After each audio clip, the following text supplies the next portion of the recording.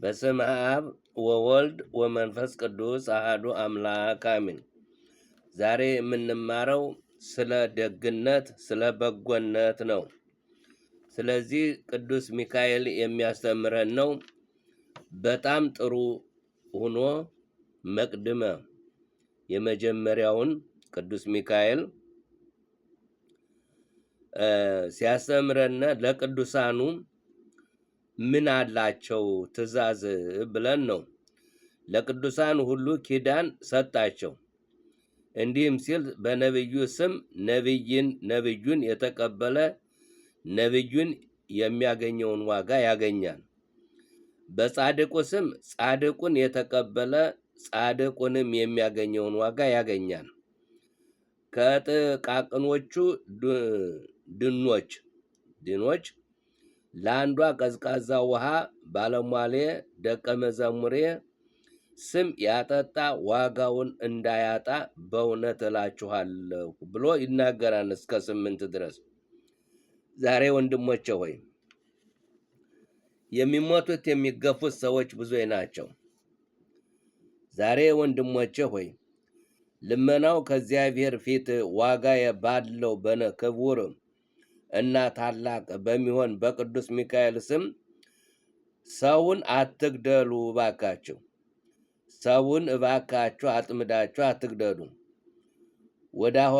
ሰውን ወዳድ የሆነ እግዚአብሔር እንለምነው ከኃጢአት የሚያነጻ የነፍስ የሥጋ የንጽህና እንዲሰጠን ከዚህ ከኃላፊ ዓለም ተጠግታችሁ ተወዳጅ አትሁኑ። መተዳደፍን እግዚአብሔር ከማይፈቅደው እርኩስነት፣ ዝሙትነት ያድን ዘንድ እንለምነው ጌታን። ጾምና ጸሎታችን ልመናችንንም ይቀበልልን። የሰኔ ጰራቅሊጦስ ነው አሁን ይቀበልልን። የመቶ አለቃ ቆርኔሌዎስን ጾምንና ጸሎቱን ተቀብሎ መልካም ወሬን ይነግረው ዘንድ የመላእክት አለቃ ሚካኤል እንደላከለት ለእኛም ይላክልን። ዳግመኛ ወደ ሕይወት መንገድ እንደሚመራውና እንደሚጠብቀው ጴጥሮስን የተባለው ስምዖንን ላከለት ለእኛም ይላክልን። አሚን። የተባለ ስምዖን ላከለት። እኛም የነፍስና የሥጋችንን መድኃኒት ልብ አድርገን በማወቅ የተራቡትን የተጸሙትን ችግረኞችን በምጽዋት እንርዳቸው ነው። ያነውም አቅማችን በወሰነው ነው። የተራቆቱትን ካለን ከፍለን እናልብሳቸው። ለሁሉም የምንራራ እንሁን። በፍርድ ቀን ምሕረት እናገኝ ዘንድ በዚህ ዓለም ምሕረትን ስላደረገ በፍርድ ቀን ምሕረት የለውም ብሎ ሐዋርያው አስተምሮናል። ታዲያ እኛ መነገጃ ማድረግም ግዴታ አይሆንብንም። አሁን ችግሩ ጳጳሱ የቀበሮ ጳጳስ ሆኖብናን ተኩላ ነው የሆነው። መንግስትን ፖለቲካ ተከትሎ ሰው ቢሞት ደንታ የሌለው ግን ጨርቃቸውን አንዘርፍፈው ኮባቸውን አድርገው ወርቃቸውን አድርገው እንዳው በቃ አጅቡኝ የሚሉ አሉ። ግን ይሄ ይሳካል። ከዚያ ደግሞ ገንዘብ ለእመው ለራሳቸው እንጂ ለሰው የማያደርጉ አሉ። ከዚህ ሁሉ እባክህ ጌታ አስጠንቅቀን። ጌታችን በወንጌል ይቅር የሚሉ ንጹሐንን ክቡራን ናቸው እነሱም ይቅር ይላቸዋል ብሏልና እኛ ይቅር እንላለን፣ እነሱ ይቅር አይሉንም፣ ይገሉናም በየቀኑ። ሰው ነው ብለናል። እስላምም ይሁን ክርስቲያንም ይሁን ሰው እስከሆነ ድረስ ከመግደል ምን ጥቅም አለው? ምንስ ጥቅሙ ነው?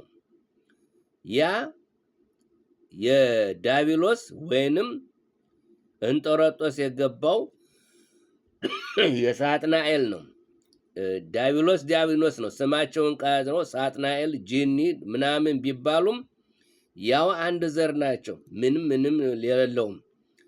ስለዚህ ምንም ለሌላቸው ለድሆችና ለችግረኞች ገንዘባችን እንስጣቸው፣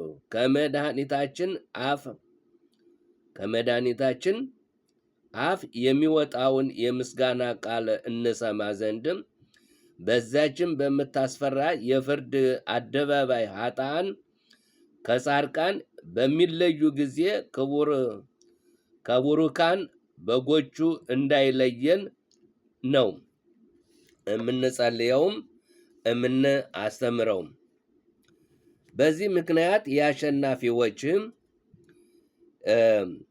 የአሸናፊዎች የሰማዕታት የተጋዳልያን የጻድቃን የቅዱሳንም ሁሉ ዝክራቸውን መታሰቢያቸውን እናድርግ ነው። ምንም የሚያስፈራን ነገር የለውም። ለምሳሌ አንድ ፓስተር እኔ አድንሃለሁ ብሎ እያስተማረ ወይንም አንድ ሼህ እኔ ገነት አስገባሃለሁ ብሎ እያስተማረ ለዚያውም ደግሞ የተበላሸ ትምህርትም የውሸት የቅጥፈት ትምህርትም በሰማይ ሰባ ሴት አለ የሚል የሰዎቹም እንደዚሁም የፓስተሩ ደግሞ እኔ ያልኋችሁን እንጂ ሌላውን አትስሙ፣ ኦርቶዶክስን ምናምን አትስሙ የሚል ይህ ሁሉ ቅጥፈት ነው። የራሱን ኑሮውን እንኳ የማያቸንፍ ለሰው አቸንፋለሁ ለእናንተ ከሰይጣን አድናችኋለሁ እያለ የሚያማልድ ይሄ ምን ይባላል? ጻድቃን ያቸነፉ በተግባር የታዩ ጌታ የወደዳቸው የመረጣቸው እነሱን አንስተን እባክህ ጌታዬ አምላኬ ወይ እንደነሱ አድርገኝ ማለት አማልዱኝ እንደናንተ አድርጉኝ ብሎ መጸለይ። ምክንያቱም በእኛ በኢትዮጵያ ኦርቶዶክስ ሃይማኖት ሰው ከሞተ እንደ መላእክት ሆኖ ያገለግላል ስለሚባል ነፍሱ እንደዚያ ሆና ስለምታገለግል የማይማጸንበት ምክንያት ምንም ነገር የለውም። ይህንን 100% እንድታውቁት ያስፈልጋል። የአሸናፊዎች የሰማዕታትን የተጋደላንን የጻድቃንን የቅዱሳን ሁሉ ዝክራቸውን መታሰቢያቸውንና እናድርግ ነው። ምክንያቱም ይልቁንም የመላእክት አለቃ የሚሆን የቅዱስ ሚካኤል ዝክርም አናጓድም። በስሙ ድሆች ለሚቀበሉ ዝክሩን ለሚዘክሩ ለሰው ልጆች ሁል ጊዜ ይቅርታንና ምሕረትን የሚሰለምን በዚህ ዓለም ምኞታቸውን የሚፈጽም ጸሎታቸውን የሰማይ የሚሰማና የሚያድናቸው ነው። ይሄ መላእክት ሁሉን ያውቃሉ። መጥፎችም ደጎችም ሁሉም ያውቃሉ። ግን አውቆ ለማጥፋት ሰው ለመግደል ግን ዝግጁ ናቸው። የምንጸልየውም እነዚህን ሰዎች ከምድረ ገጽ እንዲያጠፋልን ነው። ስለዚህ ሰውም ስራቸውን የሚያቃልላቸው እሱ ነውና እንጸልያለን። በሚመጣው ዓለምም በፍርድ ቀን ዋስ ሆኖ ያድናቸዋልና እንጸልያለን። ከዚህም አስቀድሞ ምናሴ በእግር ብረት ታስሮ በብረት ጋን ውስጥ ተጥሎ ሳለ ከቅድመ ኃጢአቱ ተመልሶ ኃጢአተኛ ነበር። አስተውሉ። ከቅድመ ኃጢአቱ ተመልሶ ቢማልድና ቢጸልይ ከከላውዲያን ያወጣው ሚካኤል ነው። ከከላውዲያን ያወጣው ሚካኤል ነው።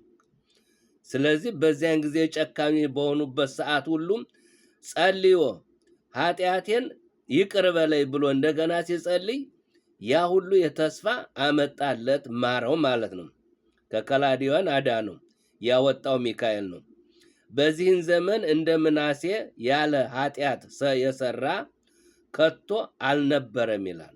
እንደሱ ያለ ልክ እንደዚህ እንደ ወንድሞቻችን ባፋቸው የሚመርቁን እና አቡ ሃይደር እንደዚሁም የሱን አበር የመሰሉ ዋሃብያ የተባሉ በዓለም የተጠሉ ስንት ነው። በሶማሊያ የገደሉት እኔ በነበርሁበት ጊዜ በ80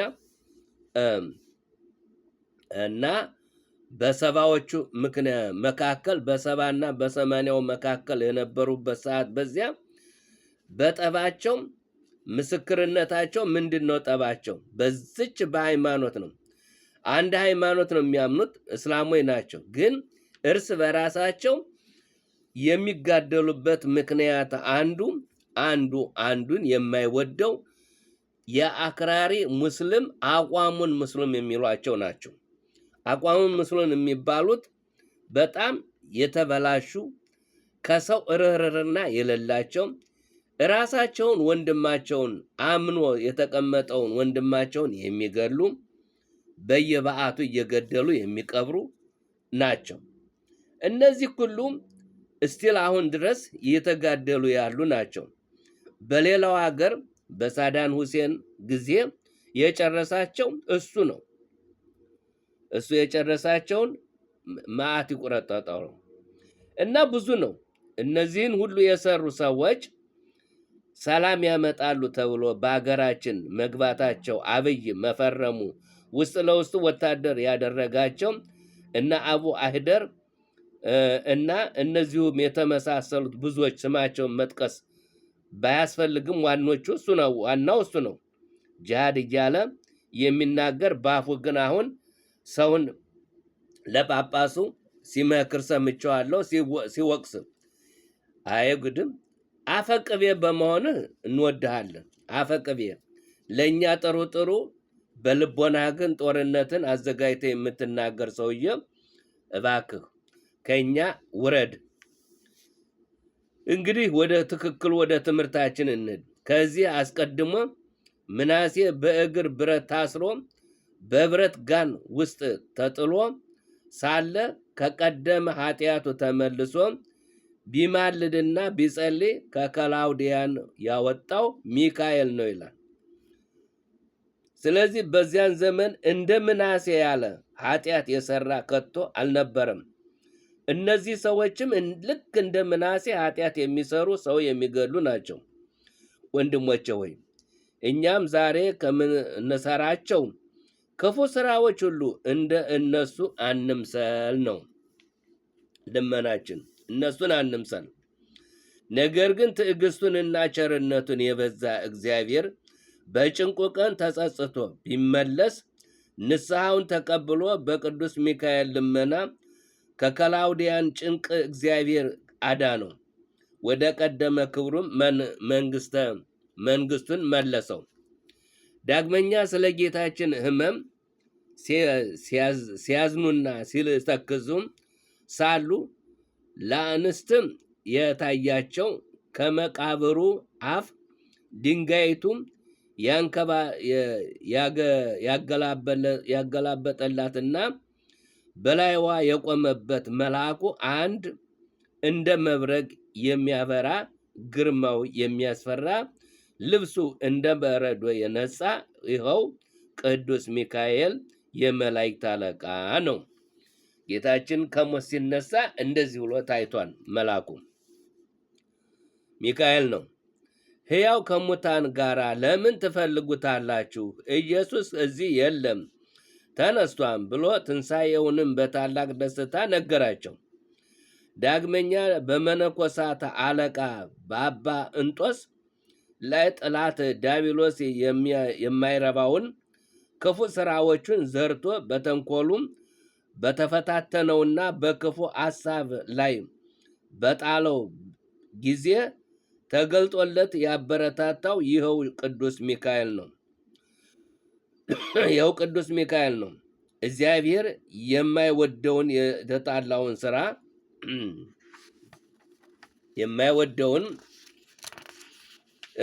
የማይወደውን ፍቅረኛ የማይወደውን ሰው ምንድነው የሚያደርገው? ይሄ ከይቅርታ ጋር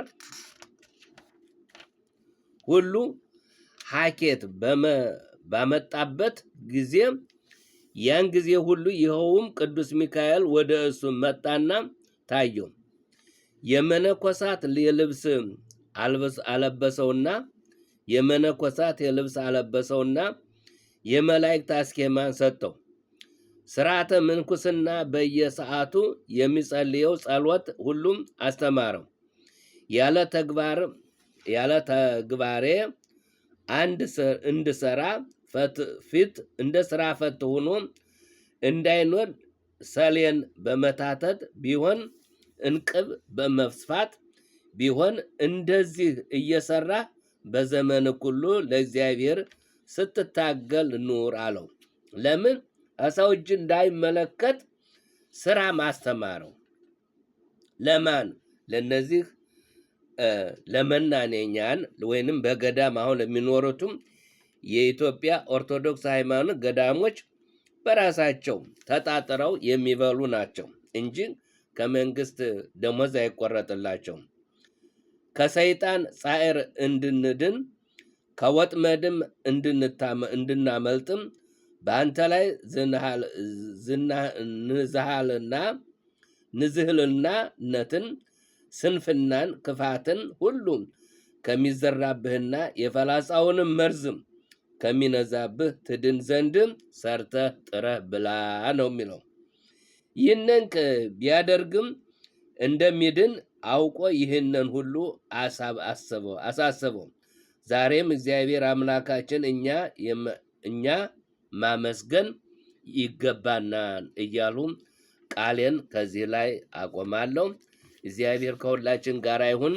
በሀገራችን የገባውን በሽታ የሰው መግደል ንቅልቅል አድርጎ እንዲያጠፋልን ቅዱስ ሚካኤልን እማጸነዋለሁ።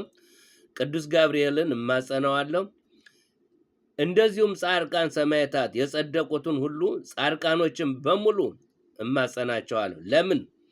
የነሱ መላእክትነት እንደ መላእክት ሆነው የሚያገለግሉት ወርደው እንዲያዩና እንዲጸልዩልን፣ እንዲሁም ደግሞ ይህንን የዲያብሎስ ስራ የሚሰሩ ሰዎችን ከሀገራችን ንቅልቅል ብለው እንደሚወጡ በአብ በወልድ በመንፈስ ቅዱስ ቃል እንዲገቡልን ነው። ሌላ የምንለው ነገር የለም። ለኢትዮጵያ ዋና ጠላት ሆነውናልና እባክህ አምላካችን እርዳን ነው የምንለው። በአብ በወልድ በመንፈስ ቅዱስ አሜን።